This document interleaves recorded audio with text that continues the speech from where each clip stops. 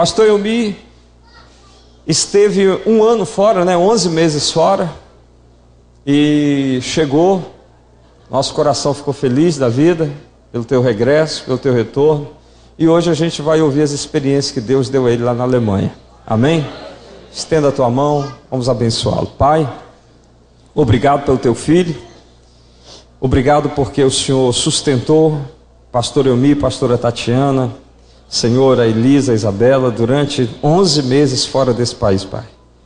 Jesus, foram dias de obediência ao Senhor, de muita luta, tribulação, mas, Senhor, certamente que a vontade do Senhor foi feita naquele lugar. Por isso, Senhor, eu te honro pela vida do pastor Elmi, e que o Senhor o abençoe, e que a gente saia daqui edificado hoje, Pai, Senhor, ao ouvir o relato daquilo que o Senhor fez através da sua vida. No nome de Jesus, amém. Graça e paz, irmãos. Amém? Abra sua Bíblia em Apocalipse, capítulo 2, para a gente ganhar tempo, porque eu não tenho muita coisa para falar. Eu tenho tudo para falar. Enquanto você abre a Bíblia, deixa eu te mostrar isso aqui. Pastor Clarismundo mandou isso aqui para cá. São pinturas da África feitas pelos meninos da Igreja Batista Filadélfia de Moçambique. R$10 cada uma pintura dessa, tá? Isso aqui, irmãos, é porque em África não tem trabalho. Então, às vezes fica difícil comer, não tem nem nada para comer. Então o pastor Clarismundo, a Deise deu aula de pintura, eles estão pintando e mandaram para nós R$10 cada um, para a gente mandar o dinheiro para eles. Amém. Apocalipse capítulo 2, verso 12 e 13. Como eu disse, eu não tenho muita coisa para falar, eu tenho tudo para falar, mas nós só temos 30 minutos. E tem 3 meses que, apesar de não saber exatamente o que eu ia falar nesse momento, mas eu sonhava com esse momento.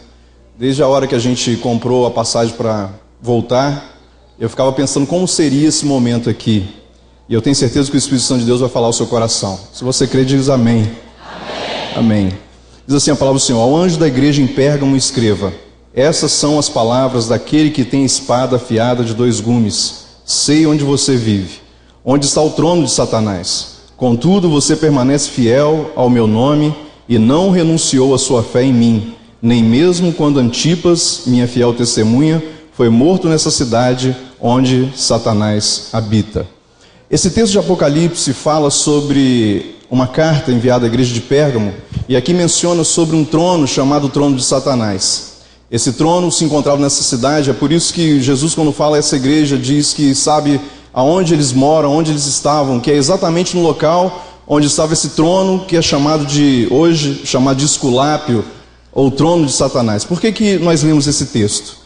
Porque esse trono, ele hoje se encontra no museu, na cidade de Berlim, que fica na Alemanha.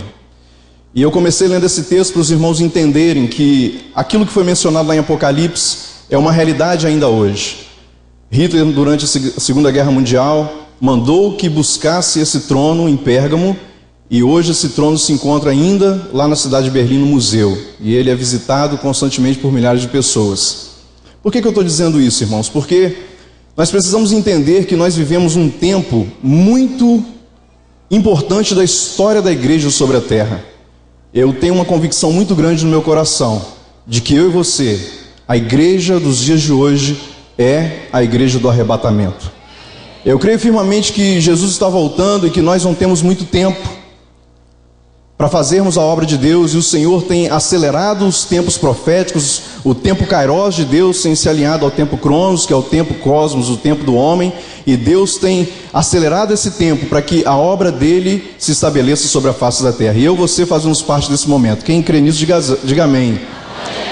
E Deus nos mandou exatamente para esse lugar, para esse país onde até hoje está esse trono, o trono de Satanás. Essa descoberta, e muitas outras durante esse período de 11 meses tivemos ali, a gente descobriu, e a gente aprendeu, e a gente estudou, e a gente foi em vários lugares, em várias cidades, direcionados pelo Espírito de Deus, e ali Deus nos mostrou muitas coisas que faziam parte do seu plano. Mas aqui eu quero abrir um grande parênteses para os irmãos entenderem, primeiramente, por que Deus levou a mim e a minha família para morarmos esse tempo na Alemanha. Bom, A história resumida é que em 2006, pela primeira vez eu tive a oportunidade de ir a Jerusalém, fui com o meu sogro, a minha sogra, eles me deram da parte de Deus esse presente de estar lá. E ali eu tive experiências muito tremendas com Deus. Eu trabalhava secularmente, numa empresa de exportação de café, e ali pela primeira vez Deus falou comigo que queria que eu entregasse tudo para Ele, inclusive o meu trabalho secular, meu tempo, a minha família. Naquele momento ali eu fiz uma oração e entreguei tudo para Deus, mas eu não sabia até que ponto isso ia culminar. E de lá para cá Deus começou a ministrar muitas coisas ao meu coração, e passaram-se poucos meses e de repente eu me via como pastor presidente interinamente, de forma inicial na Comunidade Evangélica do Espírito Santo, depois de forma definitiva. E depois no ano de 2007 e 2008, Deus começou a me preparar de uma forma muito intensa, e eu não sabia porquê, mas no ano de 2008 foi um tempo em que, ali aquele monte da caixa d'água, 1/3 dos dias do ano eu passei naquele monte orando. E eu orava, e Deus ministrava coisas ao meu coração, e eu não entendia exatamente o que Deus falava. E Deus falava para mim sobre nações, Deus falava para mim sobre um ministério profético, e eu não entendia nada sobre aquilo. Até que em junho de 2008, o Cristiano foi na Estância Paraíso, lá em Belo Horizonte. Ele conheceu o Thiago, acho que muitos aqui, quem conhece o Thiago? Thiago TNT, que esteve aqui entre nós. E ali ele nós trouxemos o Thiago para Vitória, para estar cantando na nossa igreja. E quando o Thiago veio, Deus começou a fazer algo assim muito forte entre a minha família e ele. E logo na outra semana eu tive que ir a Belo Horizonte para levá-lo de volta. Quer dizer, eu não tinha que ir, mas Deus tocou no meu coração e eu e minha esposa fomos levá-lo. Ele estava doente, eu levei ele até a estância. E ali nós dormimos uma noite na estância, a convite da pastora Débora, a pastora Zenete. E no outro dia pela manhã, quando eu acordei, o Espírito Santo de Deus falou para mim, eu estava orando e Deus falou assim para mim: em janeiro eu vou te levar para a Alemanha. Eu tomei um susto e compartilhei isso com Tatiana, e não compartilhei isso com mais ninguém, a não ser com a minha família, quando eu retornei para Vitória. E aquela coisa ficou no meu coração, eu não tinha ideia do porquê, nem para quê, e muito menos como Deus me levaria até lá.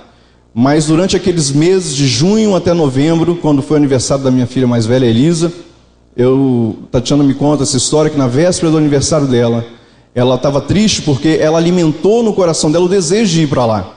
Pelo amor, pelo carinho que elas pegaram com o Thiago, mas também porque Deus colocou isso no coração dela. E ela falava com a mãe, eu não sabia dessa história, e dizia assim: mãe, sou muito triste porque hoje é meu aniversário e eu gostaria de receber um presente, que seria o papai dizendo que comprou as passagens e que nós realmente vamos para a Alemanha. Mas naquele momento eu não tinha noção de como eu faria para isso acontecer. E eu confesso aos irmãos que aquilo estava bem adormecido no meu coração. Isso foi no dia 23 de novembro. No outro dia pela manhã eu estava orando, e mais uma vez o Espírito de Deus falou comigo: eu vou te levar em janeiro para a Alemanha. E ali eu orei a Deus e falei: Senhor, mas eu não tenho condições de ir para lá. E o Senhor falou para mim assim: você tem fé? E eu respondia para Deus: sim, Senhor, eu tenho fé. E o Senhor falou para mim: vende o seu carro e vai. E ali eu tomei aquela decisão e eu falei: Senhor, eu vou para o monte, lá eu quero que o Senhor me fale na palavra. E eu fui para o monte, e ali depois de muita oração, o Senhor falou para mim: abre em 1 Reis capítulo 19, e parafraseando, diz assim que o profeta Eliseu vendeu os seus 12 carros de boi. E eu falei: meu Deus, não podia ter uma palavra mais específica do que essa, né? Ele tinha 12 e vendeu os 12, eu tenho um, vou ter que vender um único, não tem escapatória. E ali, irmãos, eu desci daquele monte, nem falei nada com o Tatiana, fui para a internet e comecei a pesquisar preço de passagem, mas para minha surpresa eu descobri que o valor da passagem valia mais do que o carro. Mas quando Deus tem uma obra, Ele faz coisas sobrenaturais. Quem crê nisso diz glória a Deus. Futuca seu irmão do seu lado e fala assim: meu irmão, hoje você pode não ter nada, mas você tem um Deus que tem todas as coisas. Então se Ele tem um projeto para a tua vida, fala para Ele, olha nos olhos dele, se Ele tem um projeto para a tua vida, Ele vai mover o sobrenatural em você. Se prepara para vender teu carro, meu irmão. E para minha surpresa, eu não precisei vender o carro. É uma longa história, irmãos, eu não posso me deter não. E resumindo, em dia 1º de janeiro de 2009, estávamos ali pisando na Alemanha. Em contraposição a exatamente um ano antes, em 2008, quando Deus já tinha me falado para largar o meu emprego, para abrir mão do meu trabalho, depois de quase 20 anos de empresa, e assumindo um cargo de gerência.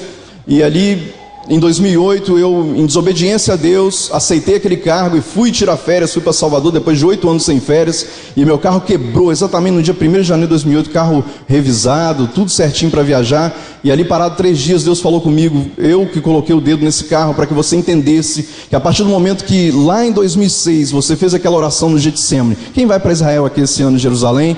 Irmãos, cuidado com o Getsemane, é uma oração totalmente arriscada que você pode fazer naquele lugar, e o Senhor falava para mim, você me entregou tudo lá e agora você está querendo pegar tudo de volta.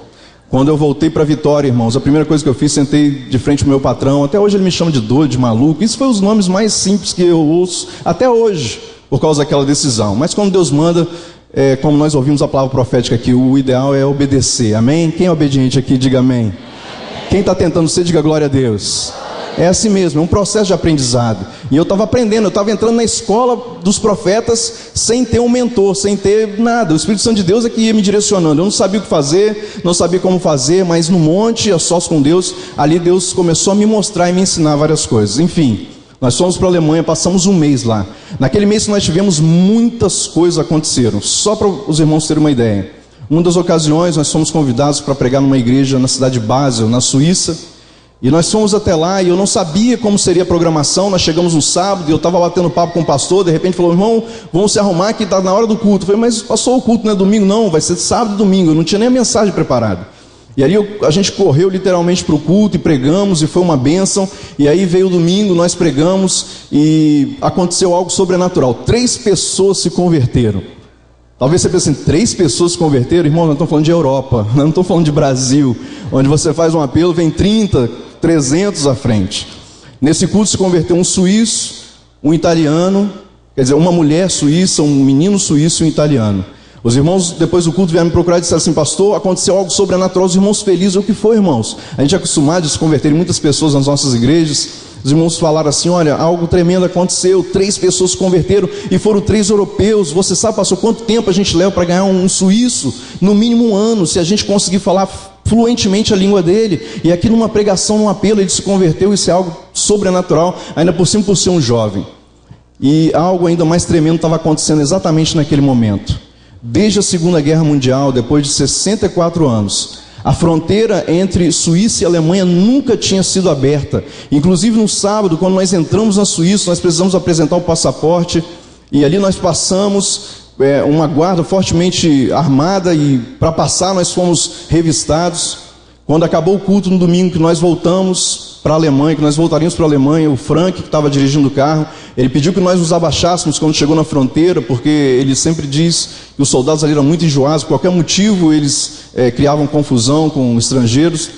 E ali, quando nós passamos, para nossa surpresa, não tinha soldado nenhum naquele lugar. E o Frank, durante toda a viagem, mais ou menos 4 horas, de Basel até Essen, ele ficou falando, repetia várias vezes, eu não estou entendendo, já passei várias vezes nessa fronteira, nunca essa fronteira estivera desguarnecida, e não tinha soldado nenhum lá. No outro dia pela manhã, irmãos, para honra e glória do nome do Senhor, não é por nossa causa, é por causa do mover de Deus, saiu estampado nos principais jornais da Europa, pela primeira vez, em 64 anos, desde a Segunda Guerra Mundial, a fronteira entre a Alemanha e a Suíça foi deslocada. Para você entender o que isso significa, vários pastores que tentaram atravessar essa fronteira para fazer trabalhos missionários e evangélicos naquele lugar foram deportados, tanto na fronteira quanto no aeroporto. Ali o Espírito Santo de Deus ministrou meu coração. Eu estou quebrando essas fronteiras para que o evangelho entre na Suíça, porque eu vou reavivar a Europa. Se você crê nessas palavras, dê um aplauso ao Senhor.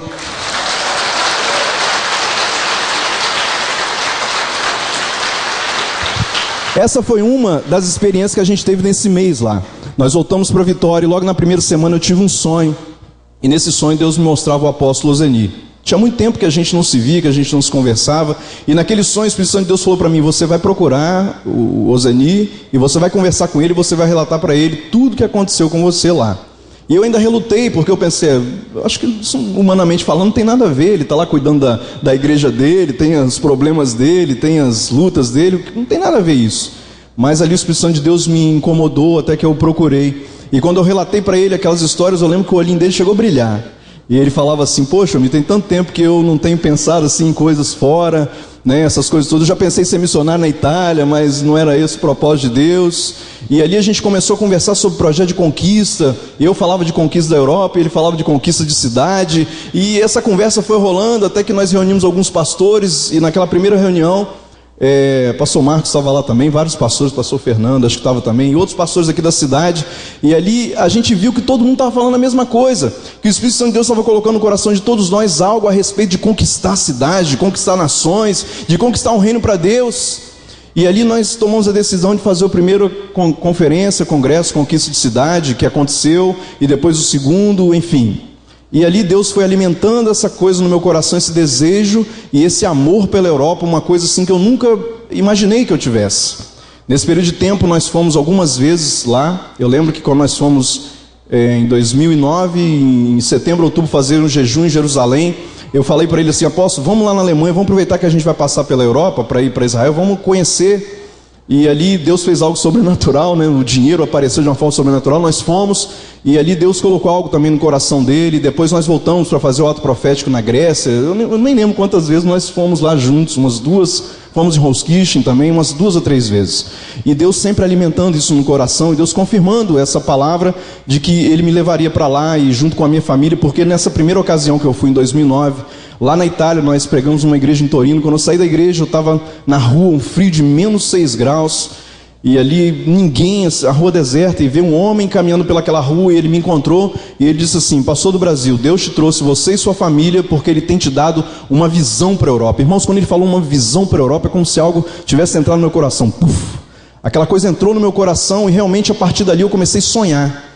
E muitos sonhos proféticos, Deus me mostrava nações. E eu lembro que algum desses sonhos até eu compartilhava aqui na igreja, quando eu dizia: Deus mostra o mapa do mundo, e eu vejo sementes caindo nas nações. E Deus mostrava para mim que Ele levava milhares e milhares de pessoas pelas nações da terra, e semeando a palavra de avivamento, e semeando o reino do Espírito. E ali ao mesmo tempo Deus falava para mim que essa é a geração de conquista, de que essa é a geração do arrebatamento, de que essa é a geração que vai conquistar o reino de Deus, porque o reino de Deus ele é conquistado à força. Amém, irmãos?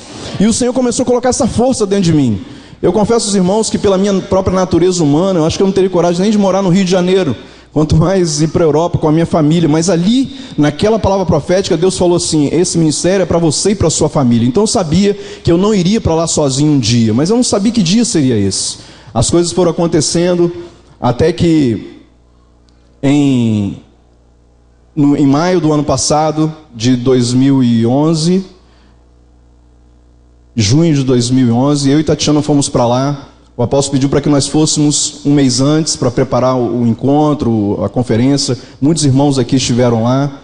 E ali nós fomos até a cidade de Roskilde. E quando nós saímos de Munique, estávamos indo para Essen de avião, lá em cima, Deus me deu uma palavra em Juízes capítulo 12, se não me engano, que dizia assim, exatamente assim. Irmãos, Deus, ele tira versículos da própria palavra dele que me surpreendem, porque estava escrito exatamente assim: prepara a tua mobília para mudares de país. Deus sabe como tratar comigo. Tem que ser palavra assim, irmão, porque eu sou meio cabeça dura, tenho dificuldade de entender. Então é tipo assim: vende o teu carro, aí está lá escrito que é para vender o carro. Muda de nação, e está lá escrito que é para vender os móveis e ir para outra nação.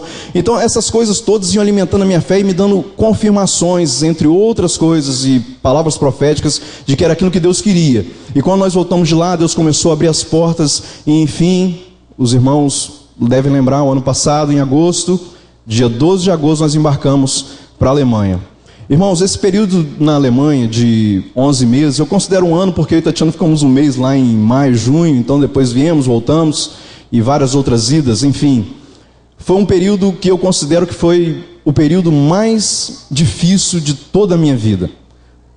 Lá na Alemanha eu fiz 40 anos de idade.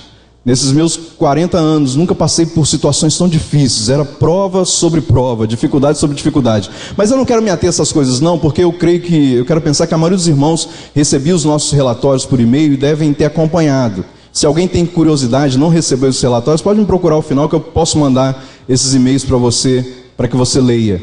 Porque eu quero falar sobre algumas coisas que Deus compartilhou o meu coração, e eu tenho certeza que tem a ver com a tua vida, porque esse ministério que Deus tem levantado aqui na Filadélfia, e não só na Filadélfia, mas nas outras igrejas dessa cidade, desse estado, e do Brasil, e nas nações da terra, é porque Deus está com pressa. Diga para o seu irmão que está do teu lado: Deus está com pressa. Eu não fui para seminário teológico, eu não fui para curso de missões, mas Deus tinha pressa e Ele me preparou dessa forma. Assim como eu creio que Deus tem preparado pessoas aqui dessa forma. Você que tem subido a Jerusalém, você que tem se deslocado para buscar a unção de Deus em outros lugares. Essa é uma forma que Deus está usando de te preparar para coisas grandes. Você crê nisso? Amém? Deus está fazendo essas coisas nesses dias. E ali, nós chegamos na Alemanha, fomos diretamente para Munique.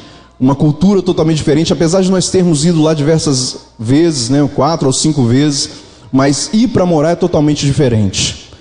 Voltando um pouquinho antes, para nossa ida para lá, como brasileiro, para permanecer mais do que 3 meses na Europa, qualquer um de nós como brasileiros precisa ter mais do que 3 meses, um visto especial ou cidadania europeia.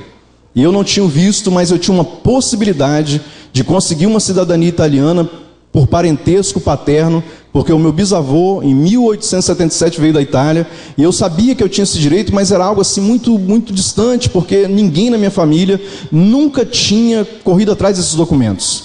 E num período muito curto de tempo, isso também foi algo sobrenatural, porque nós conhecemos pessoas que há anos tentam conseguir esse documento e não conseguem, mesmo injetando muito dinheiro, e nós, sem muito dinheiro, mas com o nosso Deus à nossa frente.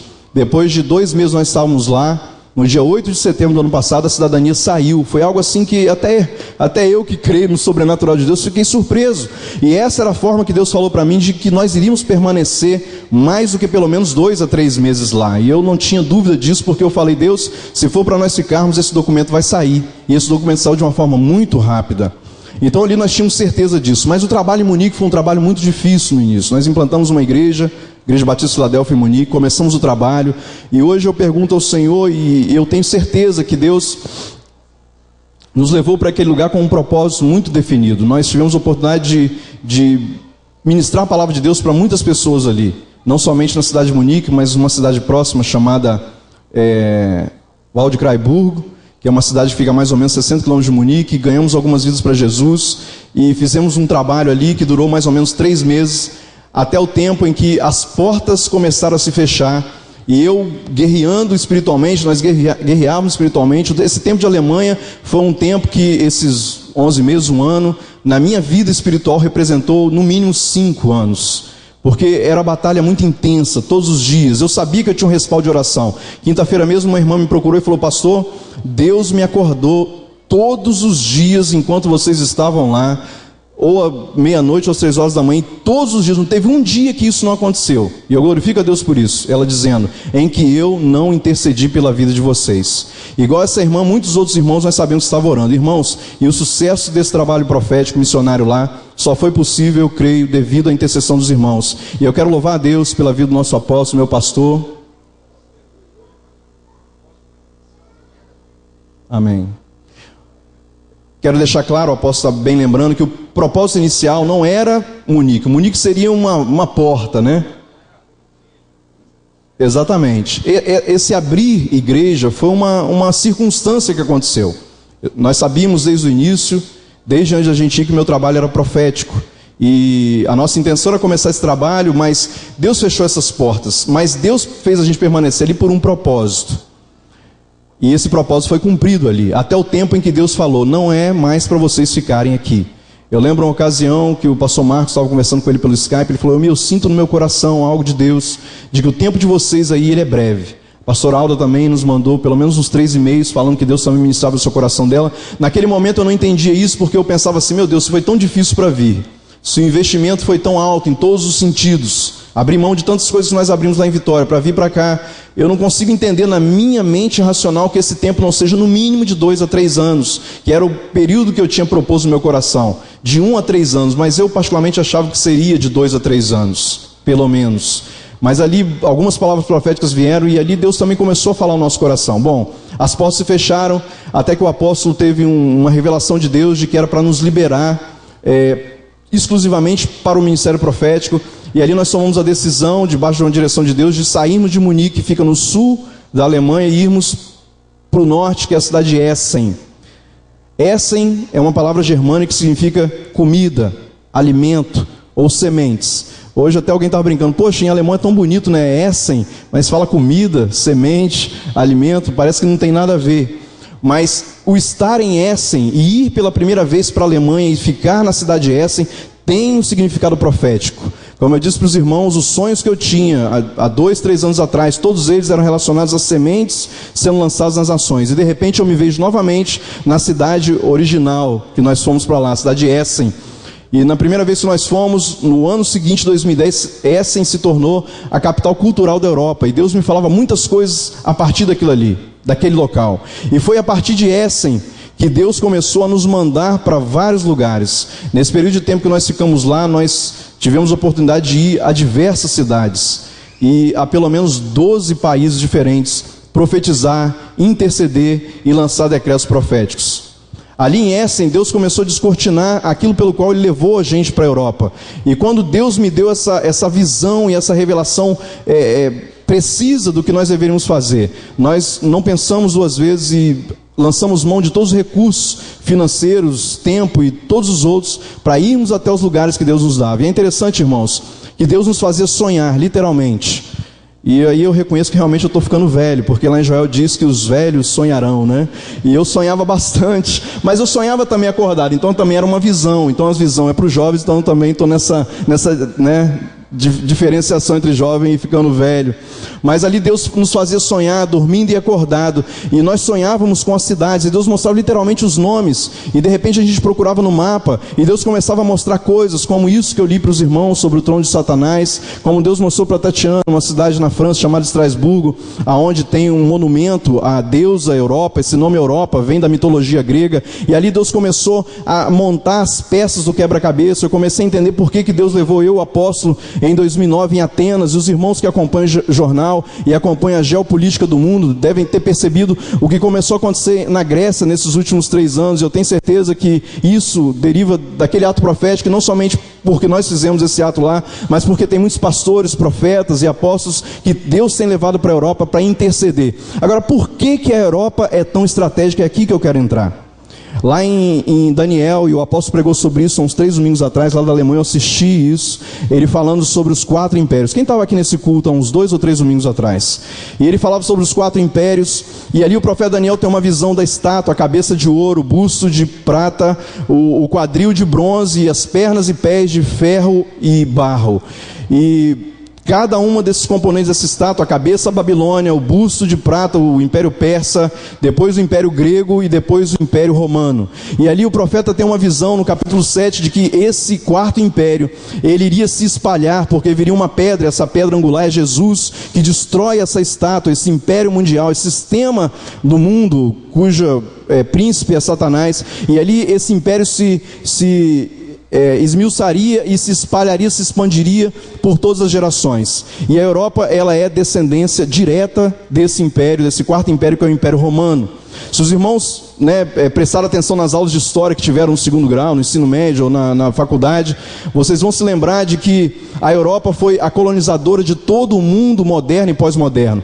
Todos os grandes filósofos, cientistas sociais, descobridores, colonizadores, pensadores, formadores de opinião, todos eles saíram da Europa. Estados Unidos foi colonizado pela Europa. A América, toda a América foi colonizada pelos europeus. Nós fomos colonizados por europeus, pelos portugueses, depois italianos que vieram para cá com sua força de trabalho, alemães, japoneses, enfim, todos os países do leste europeu, muitos países da Ásia, do norte da África e da África setentrional, da Oceania, onde fica a Austrália e Nova Zelândia, enfim, todo o mundo que nós conhecemos hoje, as divisões geográficas, as línguas faladas no mundo hoje, as 4 principais, inglês, francês, espanhol, alemão, português, e todas essas línguas, elas vieram da Europa. A Europa é descendência direta desse 4º império, descrito por Daniel, do que aconteceria nos últimos dias. E é por isso também que eu não tenho dúvida de que nós vivemos dias fundamentais da história da humanidade, da história da igreja sobre a terra.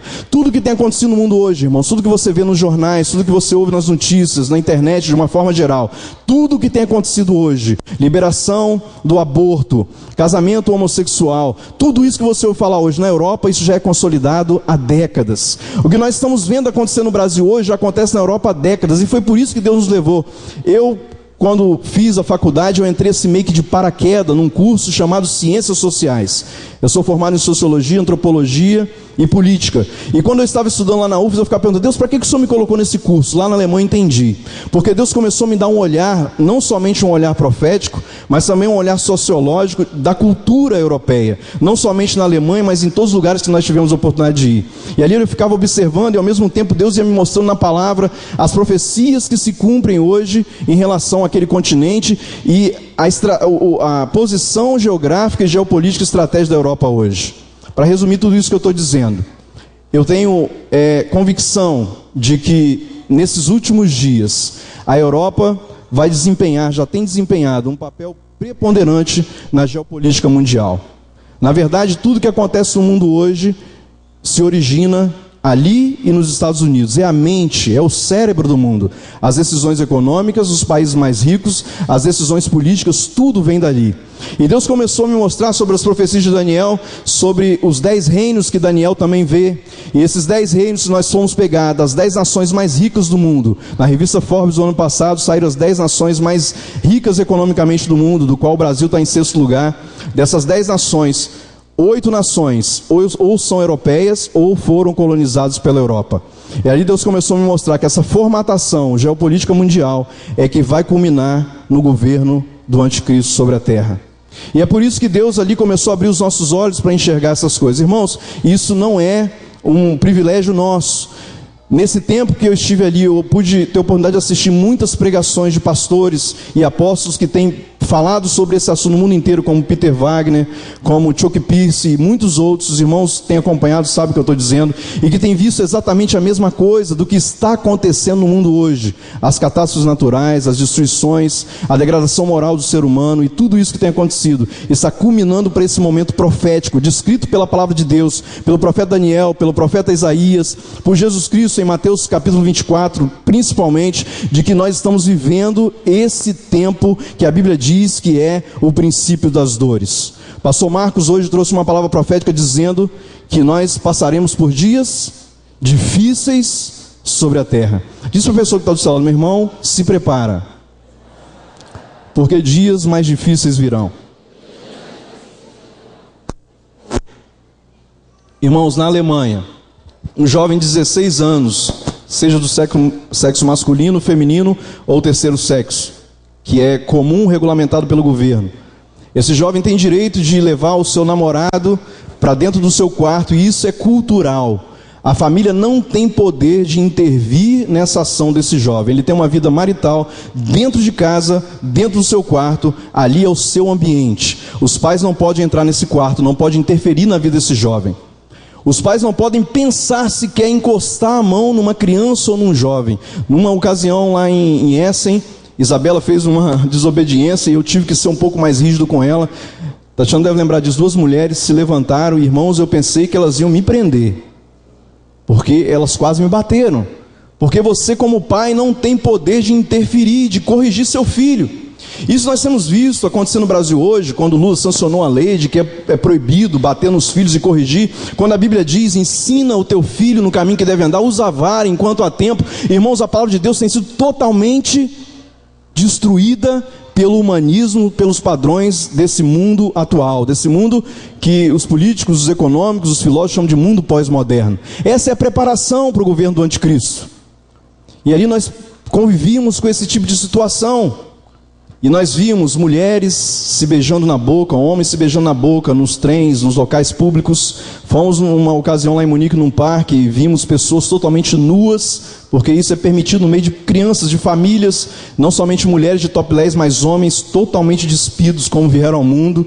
E isso é comum. E é isso que acontece lá. Isso são só pequenos exemplos para vocês entenderem de como é a Europa hoje.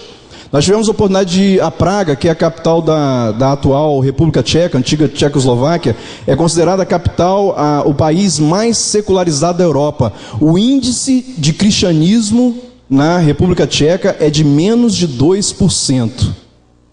A última pesquisa que saiu sobre cristianismo na Europa, 52% da população europeia não acredita, não somente em Deus, mas em nenhuma entidade ou divindade espiritual. Desses 52%, ainda 27% que se dizem cristãos, dizem nominalmente porque os pais, avós ou bisavós eram frequentadores da igreja católica, luterana, que é a igreja oficial do governo, mas que nunca entraram ou pouquíssimas vezes entraram dentro de uma igreja. Toda criança lá e todo jovem é ensinado a tomar decisões pelo poder da razão. Não existe orientação na direção do Espírito. Não se pode falar de Deus. Não se pode pregar com liberdade em praças públicas. Tudo isso que a gente está vendo acontecer e essas coisas que a gente tem ouvido aqui, isso já é consolidado lá há muitas décadas. Então não tem dúvida nenhuma de que Deus nos levou para ali para entendermos essa realidade. E para que eu viesse aqui para você nessa noite dizer, leve a sério aquilo que Deus tem falado para a tua vida, irmão. Porque tem países do mundo, que são países considerados de primeiro mundo, onde o Evangelho não tem tido liberdade de ser pregado. E hoje aqui nós temos liberdade de ter amigo de oração, de irmos na praça pública pegar o Evangelho, de falar de Jesus para as pessoas, como eu vim da minha casa agora, os irmãos cantando lá um hino, né, da harpa, em alto e bom som para todos ouvirem. Isso não é possível na Europa mais. Para você conseguir fazer um culto ao ar livre, se você conseguir, tem que marcar com muita antecedência e sob supervisão do governo, e você não pode fazer barulho, não pode distribuir panfleto em praça pública. É tudo muito complicado. Você, para ganhar uma pessoa em países como esse, é uma dificuldade muito grande, porque eles não acreditam em mover sobrenatural. Você pode plantar bananeira, você pode falar em língua, você pode profetizar, você pode falar sobre teologia, eles vão te dar um banho de teologia. Afinal de contas, eles passaram os últimos séculos estudando a teologia, que não faz mais diferença, porque o apóstolo Paulo diz que a letra mata, mas o Espírito vivifica. E hoje nós temos a oportunidade de adorar a Deus com liberdade. Irmãos, não existe igrejas assim na Europa. Eu não vou exagerar, é claro que existem muito poucas, num país de mais de 90 milhões de pessoas, nós podemos contar nos dedos, talvez de uma mão, se existem igrejas avivadas como a Igreja Batista Filadélfia, por exemplo. Isso não existe mais lá. E essa tendência, ela tem corrido pelas nações da terra. Isso tem acontecido nos Estados Unidos, tem acontecido no leste europeu, tem acontecido na Ásia, em várias outras nações, porque esse é o mover dos últimos dias, onde ao mesmo tempo Deus tem preparado uma igreja, Deus tem preparado a mim e a você, porque Deus tem um chamado profético para a nação brasileira, Deus tem um chamado profético para a igreja do Brasil, e você que está sentado agora, você que está me assistindo pela internet, Deus vai te despertar para que você possa percorrer as nações, porque a palavra do Senhor diz, Jesus diz em Mateus capítulo 24, de que antes da sua volta, o evangelho do reino seria pregado em todas as nações da terra. E sabe quem é que Deus vai usar para isso? Olha para a pessoa que está do teu lado. É essa pessoa que está do teu lado que Deus vai usar para isso. Deus hoje tem chamado pessoas para pregar o evangelho aqui em Vitória, nos estados do Brasil e nas nações da terra. Deus tem despertado pessoas para amar outras nações sem nunca terem pensado sobre elas, assim como um dia Deus falou que eu tinha uma visão e Ele me deu essa visão para a Europa sem eu nunca ter pensado sobre isso. Deus tem colocado esse amor no nosso coração.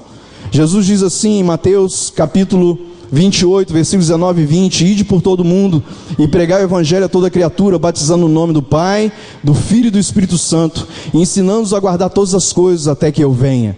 O Senhor, Ele está voltando, irmãos. Jesus está voltando. Jesus está voltando para buscar a sua igreja, mas antes que isso aconteça, Deus vai nos despertar para levar a palavra, o evangelho do reino às nações da terra. Nós ali intercedemos, nós ali profetizamos, nós ali pregamos a palavra de Deus, tudo com muita dificuldade, tudo que os irmãos possam imaginar aconteceu conosco ali nesse período de tempo.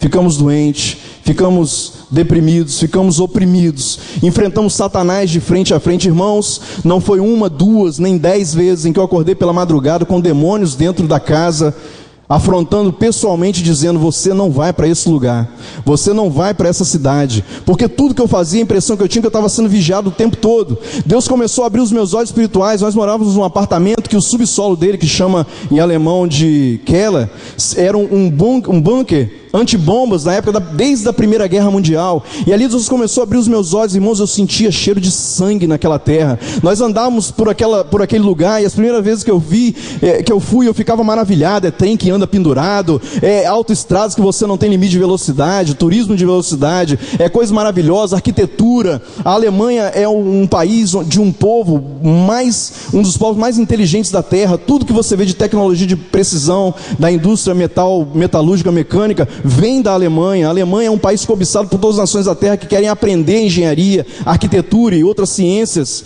Mas ao mesmo tempo Deus começou a abrir os meus olhos, eu já não via mais a beleza daquele lugar. Eu só começava a ver o terror. Eu começava a ouvir crianças que gritavam às suas mães e choravam e diziam: mamãe, eu não quero morrer. E soldados nazistas que pegavam aquelas crianças e matavam aquelas crianças e pegavam aquelas pessoas e levavam para os campos de concentração.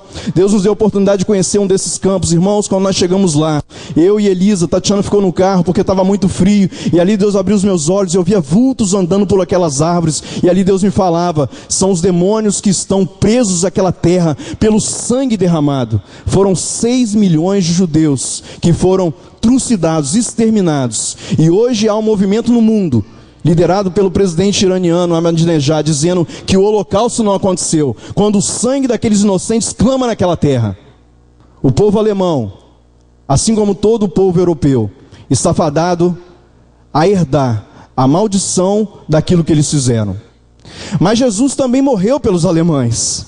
Jesus também morreu pelos europeus. Jesus morreu por todos os povos da terra, em todas as épocas, de todas as gerações. E Deus ainda tem um plano para aquele continente. E ao mesmo tempo que eu via essas coisas, Deus me mostrava: eu amo esse povo. Irmãos, nós andávamos pelos trens, nós passamos meses andando ali naqueles lugares, nas ruas, nos trens, nos ônibus. A gente chorava, literalmente lágrimas corriam pelos olhos quando a gente olhava aqueles velhos, jovens, mulheres, crianças, aquelas pessoas totalmente alienadas às coisas de Deus. E ali eu ficava pensando: meu Deus, essas pessoas se morrerem, para onde elas vão? Quem vai pregar o evangelho a essas pessoas? Quem vai falar de Jesus para essas pessoas? Como que o Senhor vai levantar uma igreja forte, uma igreja avivada nessa nação? E a impressão que eu tive durante muitas semanas, irmãos, é que tudo estava perdido, até o dia que Deus me mostrou que Ele trabalha no turno da noite, que Ele trabalha enquanto nós dormimos, que mesmo o mundo estando dominado pelo príncipe desse mundo que é Satanás, mesmo as nações da terra estando entorpecidas e obscurecidas quanto à realidade de Deus, mas Deus tem levantado uma igreja que é subterrânea, uma igreja que ninguém vê, uma igreja que não tem placa denominacional, uma igreja que é perseguida pelas leis dos homens. Deus tem levantado homens, mulheres e jovens dentro de casa, para que possam fazer a diferença na sociedade. E Deus ministrou meu coração: eu vou levar vocês de volta, porque vocês vão ser usados com a experiência que eu dei para vocês nesse lugar, preparar jovens, adolescentes e jovens, para que eles possam um dia voltar para a Europa de uma forma diferente, porque hoje nós, como brasileiros, e mesmo com o passaporte italiano, europeu, para eles isso não tem valor. Nós somos estrangeiros, nós somos uma sub-raça, terceiro mundo. Mas Deus ministrou meu coração que um dia os nossos jovens entrarão ali de cabeça erguida, falando a língua deles, com sabedoria, com cultura, com educação, e poderão pregar a palavra do Senhor para eles, e aquele orgulho vai cair por terra em nome de Jesus. O orgulho vai ser quebrado em nome de Jesus, porque contra o poder de Deus, irmãos, não há sistema político, não há sistema econômico que possa resistir. E ali uma esperança começou a brotar no meu coração, até que minha filha Elisa teve uma visão de Deus, onde Deus mostrava os alunos das salas dela, e eles ali eram tocados pelo Espírito Santo de Deus, e eles começavam a adorar. Primeiro um começava a adorar, e depois outro começava a adorar, e depois outro, e depois outro, e daqui a pouco toda a sala dela estava adorando, e daqui a pouco toda a escola estava adorando a Deus. E Deus começou a mostrar multidões e multidões de pessoas que dobravam os seus joelhos, porque a palavra do Senhor diz que todo joelho se dobrará, e toda língua confessará que Jesus Cristo é o Senhor. E eu quero declarar aqui, para que Satanás ouça, para que os demônios que tentaram impedir esse ministério na Europa ouçam, que Jesus vai tomar por assalto a Europa, de que Ele derramou o seu sangue naquela cruz, para que o povo europeu, para que o povo alemão, para que os italianos, franceses, checos, para que os espanhóis, portugueses possam ouvir o evangelho do reino. Aleluia. Eu creio que Deus está levantando nas nações da terra, na nação brasileira de uma forma especial, essa nova geração. Eu fiquei muito feliz quando eu voltei para cá e eu comecei a ouvir, por exemplo, a Camille dizendo: a gente podia fazer cultos em inglês na igreja. E eu fico vendo os adolescentes aqui cantando as músicas do Hillsong, cantando músicas de outros grupos internacionais. Adolescentes que estão aqui me ouvindo. Quem está aqui? Eu sei que muitos saíram e foram para uma programação, mas os que estão aqui, levanta a mão. Os adolescentes até 18 anos de idade, levanta a mão. Eu queria dizer uma palavra para vocês: entre tudo que vocês possam fazer nessa vida, entrem urgentemente num curso de inglês. Quem entendeu diz amém. Irmãos, pais desses adolescentes e outros irmãos que estão aqui, financiem esse estudo para esses jovens, porque eles precisa do inglês para pregar o evangelho nas nações da terra. Irmãos, o único lugar que fala português é o Brasil. Não seja como eu, entrei meio que de paraquedas nesse ministério. Graças a Deus, Deus me deu uma professora de inglês, que dorme do meu lado todos os dias. Elisa e Isabela aprenderam alemão em 3 meses, irmãos. A Tânia liberou uma palavra profética, ele dizia, Deus manda dizer, quando nós estávamos no aeroporto indo para a Alemanha, que Ele vai dar o dom do aprendizado da língua para suas filhas, para vocês. Tânia, eu confesso que eu não aprendi quase nada. Só sei falar obrigado de nada, e a palavra que eu mais usava era desculpa, que é Entschuldigung, porque toda hora a gente esbarra em alguém e você tem que pedir desculpa, porque eles são muito sérios, então você tem que pedir desculpa rapidamente, e isso eu aprendi rápido. Mas Elisa e Isabela, com 3 meses que estavam lá, irmãos, elas foram jogar literalmente, né, como ovelhas para os lobos, numa sala de aula, com diversos alunos, não somente alemães, mas de várias nações da Europa. Isabela estudou com iraniano, estudou com egípcio, estudou com indiano, e com várias crianças russas, e ali elas tiveram a oportunidade de aprender ou aprender. Elas entravam na escola 8 horas da manhã e saíam às 4 horas da tarde, só estudando alemão. Estudavam inglês, que é a segunda língua, porque todo alemão no mínimo fala inglês, todo europeu fala no mínimo 2 a 3 línguas. Todo europeu. Qualquer criança conversa, Tatiana tem a oportunidade de conversar com muitas crianças em inglês, eles nascem falando alemão e inglês, pelo menos. O Tiago fala 5 idiomas fluentemente, todos os jovens lá são assim, e elas tiveram que aprender. Não tinha outra opção. Isabela chorava, irmãos, que pena que eu tinha. Eu chegava a ocasiões e falava assim, eu não vou mandar minha filha para a escola mais não. Eu sofria pelo sofrimento dela, e o Espírito Santo de Deus me dizia, deixa, Deus vai usar esse aprendizado para que elas possam pregar o evangelho em alemão. E ali elas tiveram que aprender, não tinha outra opção. E agora, quando nós voltamos, na iminência de nós voltarmos, as notas, eu falo tudo isso para a honra e glória do Senhor, as notas de Elisa e Isabela na escola eram consideradas notas boas e muito boas, muitas delas superiores a crianças que nasceram na Alemanha e que falam alemão desde quando nasceram. Elisa desenvolveu muito o inglês dela, e hoje, lá na Alemanha, e ela teve a oportunidade de falar do amor do Senhor nessa língua, e ali eu via Deus preparando as minhas filhas, nossas filhas, e Deus me mostrando como que Ele está preparando essa nova geração. Nós vamos ter aqui no Brasil Copa do Mundo, Olimpíadas, e quem é que vai pregar o Evangelho para as pessoas, as multidões de pessoas que virão para cá? É tempo de nós aprendermos outros idiomas e pregarmos o Evangelho do Reino. Irmãos, para eu finalizar por causa do horário, como eu disse, eu não tenho muita coisa para falar, eu tinha tudo para falar, mas o nosso tempo está terminando. Eu só queria dizer para os irmãos que quando Deus me mostrou que nós deveríamos voltar, e parecia que esse tempo realmente estava sendo abreviado, Deus me deu um sonho. O apóstolo teve um sonho, compartilhou comigo. 15 dias depois Deus me deu um sonho, e nesse sonho eu vi a apóstola Valnice pregando, e ela olhava para mim e dizia assim, eu estou te vendo. E eu olhava para mim, olhava para o lado, ela dizia, você mesmo. E de repente ela vinha até mim, e ela começava a repreender o diabo, e ela dizia assim, eu te repreendo em nome de Jesus. E ali no sonho eu pensei, será que eu estou possesso? Misericórdia. Não, eu estou pensando, eu não estou possesso. Mas ela estava repreendendo algo que estava me prendendo. Esse sonho eu tive antes das nossas viagens proféticas, que duraram 2 a 3 meses apenas. E ali naquele sonho, depois dessa parte, um pastor negro alto, ele me pegava pelo braço, me levava num canto, e ele dizia assim para mim, você conhece a realidade espiritual? E eu dizia para ele, sim, eu conheço, tenho tido experiência no ministério profético, eu nasci num lar onde meu pai era chefe de centro espírita, e eu tive muita experiência com o sobrenatural do maligno. Ele dizia assim, pois é, você conhece esse mundo, e por isso Deus manda eu te dizer, que o seu tempo aqui tem que ser abreviado. Faça tudo o que você tem que fazer de forma objetiva, e assim que terminar a última cidade que Deus te mandar, volte imediatamente para o Brasil. Essa foi a palavra que eu recebi. Mas não falou sobre tempo, e aí eu comecei a buscar a Deus sobre isso. Até que nós fomos, numa direção de Deus, a Londres, fazer um ato profético. E nós estávamos fazendo esse ato profético no Rio Thames, em frente ao Big Ben. E naquela noite, quando nós chegamos ali, o relógio estava batendo exatamente, quando nós chegamos nessa ação, estava batendo 12 badaladas, era 12 horas. E Deus tem falado muito para mim sobre o relógio dos tempos. Aliás, esse vai ser o tema do livro que Deus me deu para escrever, que em breve, orem por isso, irmão, será lançado. Porque Deus, através dessa experiência, de tudo que Ele me mostrou, vai desatar muitos profetas no reino do Espírito, com visão não somente para a Europa, mas para outras nações da terra. E aí Deus me mostrou através daquele relógio, Ele dizendo, é chegado o tempo. É chegado o tempo da igreja, da consumação dos séculos, da plenitude dos tempos, o mover profético sobre a terra. E ali naquela madrugada Deus me deu um sonho, e nesse sonho eu vi um relógio gigante, e embaixo do relógio eu vi escrito Greenwich. E ali eu comecei a pensar Greenwich, falei, opa, Tatiana, Greenwich é aqui em Londres. Eu estudei na escola, tem muito tempo, mas eu lembro de que Greenwich é o relógio do mundo. E ali eu entrei na internet, comecei a pesquisar, eu descobri que em 1851, um americano transformou a cidade de Greenwich como o marco zero do mundo. E Deus tem nos falado para fazer atos proféticos. Fomos em Atenas, em 2010 eu e o apóstolo viajamos todo o Brasil, para o Nordeste, ele para o Sul, fazendo ato profético em todas as capitais do Brasil e outros pastores. E ali Deus falava para mim que aquele lugar é um lugar, talvez um dos mais estratégicos da terra, porque é o marco zero do mundo. Irmão, você sabe que importância no mundo espiritual, no mundo físico e no mundo espiritual tem isso? O horário GMT, Greenwich, ele é a partir daquele local, tanto latitude como longitude, norte, sul, leste, oeste, demarca todas as demarcações geográficas e horários, fusos horários do mundo inteiro.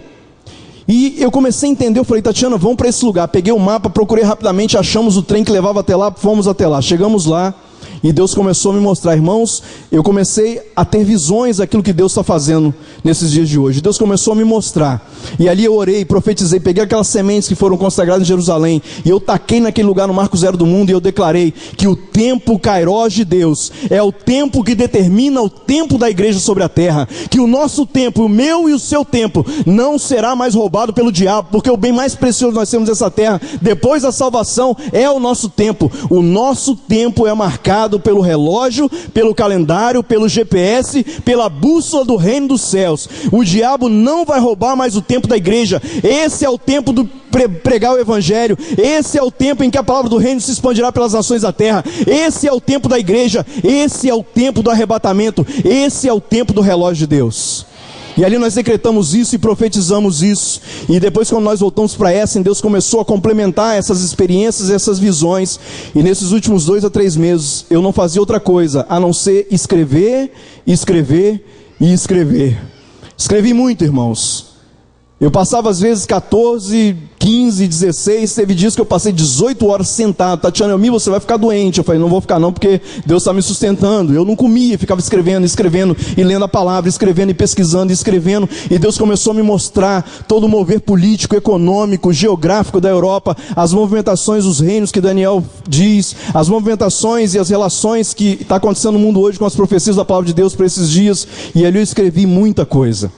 E Deus falou para mim que essas experiências e aquilo que Ele me mostrou é aquilo que Deus também está fazendo, porque não é só isso, tem muitas coisas que Deus tem feito para que os nossos olhos sejam abertos para mover o que está acontecendo nesse tempo. O que nós estamos fazendo aqui hoje, o amigo de oração, ganhando pessoas, fazendo a igreja crescer, pregando a palavra do reino, é porque Deus tem pressa, porque o relógio dele está sobrepondo o relógio dos homens e o tempo da igreja é chegado. Amém? E eu quero terminar honrando aqui uma mulher que Deus colocou do meu lado, tão louca quanto eu. E eu queria chamar a Tatiana a vir aqui à frente, porque nesse tempo que nós passamos ali, irmãos, eu cheguei a um ponto de pensar, o apóstolo sabe disso, nós compartilhávamos sempre com ele e alguns irmãos aqui.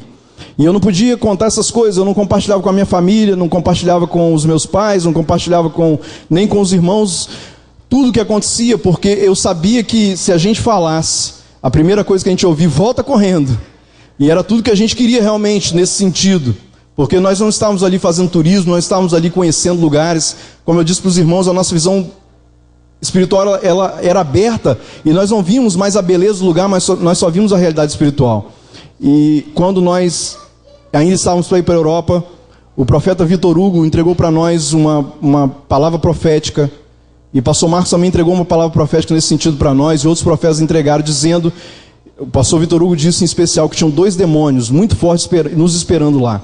Naquele momento, Tatiana fez uma oração, que a gente chama de oração de transferência. Ela disse para Deus, Deus, tudo que está previsto para acontecer, Ele dizia que isso ia acontecer com Elisa, que venha sobre a minha vida. Irmãos, e veio muito forte, a ponto de eu pensar que nós iríamos sucumbir.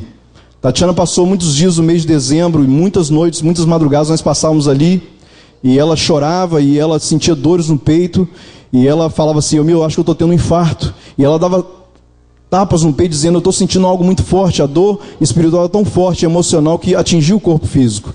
E nós orávamos, eu intercedi, irmãos, eu fiz todas as orações, todas as orações que a gente aprendia, que a gente aprendeu aqui, eu invocava o Pai, o Filho e o Espírito Santo, todos os anjos do Senhor, todo o poder de Deus. Mas, irmãos, é uma terra de sequidão, é uma terra que você, para beber água, você tem que cavar muito fundo. Aqui nós temos Shabá, nós temos intercessão, nós temos adoração, nós temos liberdade, mas lá nós não temos isso. Mas eu sabia que os irmãos estavam orando, e isso nos fortaleceu muito.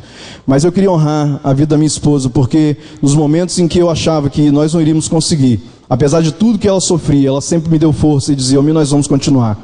E foram momentos muito difíceis, irmãos. Eu cheguei a ponto várias vezes, eu confesso, eu ali fui fraco, eu fui covarde. Eu confesso as minhas fraquezas para os irmãos. Eu tive vontade de desistir várias vezes, mas eu pensava: meu Deus, a igreja investiu tanto, o apóstolo investiu tanto, os irmãos têm investido tanto, eu não posso desistir no meio do caminho. E o Senhor me fortalecia, e vinha outro dia, as novas batalhas surgiam, e era dia após dia, muita pressão, irmãos, era muita pressão psicológica. Mas mesmo em meio a tudo isso, Tatiana, ela se manteve firme ali ao meu lado, e as minhas filhas também. E Deus nos honrou, e Deus nos abençoou, e Deus nos cobriu, e Deus nos fortaleceu. E hoje eu posso dizer para os irmãos, com alegria no meu coração e louvando a Deus por isso, de que Deus, Ele cumpriu através das nossas vidas o propósito que Ele tinha para nós ali naquele lugar. O tempo Cronos talvez tenha sido breve, sim, mas o tempo Kairos de Deus, ele foi concluído nas nossas vidas do que nós fizemos lá. Mas não acabou ainda, porque eu sei que tem muitas coisas. A nossa visão ainda está voltada para a Europa. Nós intercedemos, nós amamos, e eu tenho certeza que Deus vai nos levar lá novamente, assim como vai levar muitos irmãos. Já tem uma caravana prevista para setembro, outubro, e Deus tem nos feito um itinerário direto para lá, porque Deus vai levar os seus profetas para profetizarem sobre aquele continente, sobre aquelas nações. E eu quero terminar dizendo que a Alemanha e as nações da Europa, elas serão alcançadas pelo poder de Deus, através da sua igreja, em nome de Jesus. Amém.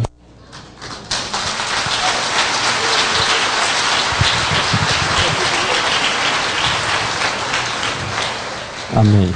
A última vez que eu fui à Alemanha, eu fui pela Holanda. E eu tive que fazer um trajeto, um pouso na Holanda, em Amsterdã, para depois ir para Munique. Fiquei algumas horas no aeroporto, na Holanda, e eu sentei no aeroporto e comecei a ver as pessoas transitando no aeroporto.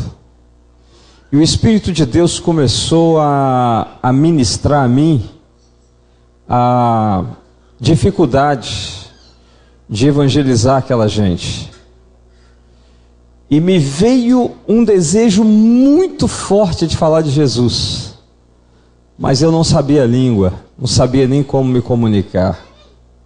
Então Deus começou a me mostrar a Europa perdida, as pessoas perdidas, bem vestidas de terno, bem perfumadas, dinheiro no bolso e indo para o inferno. Mas isso começou a bater tão forte no meu coração que eu comecei a chorar e eu entrei em pranto dentro do aeroporto. E eu chorei no aeroporto, vendo as pessoas ali, sabendo que elas estavam perdidas, eu não tinha como fazer nada. Eu entrei no avião chorando, eu viajei durante todo o tempo chorando, eu cheguei em Munique chorando, eu fui pegar minha mala chorando, eu saí do aeroporto chorando, eu chorei horas, irmãos. Eu chorei horas, por horas. As pessoas olhavam para mim e não sabiam o que estava acontecendo. E as lágrimas desciam. E eu só ia enxugando, e chorando, e chorando.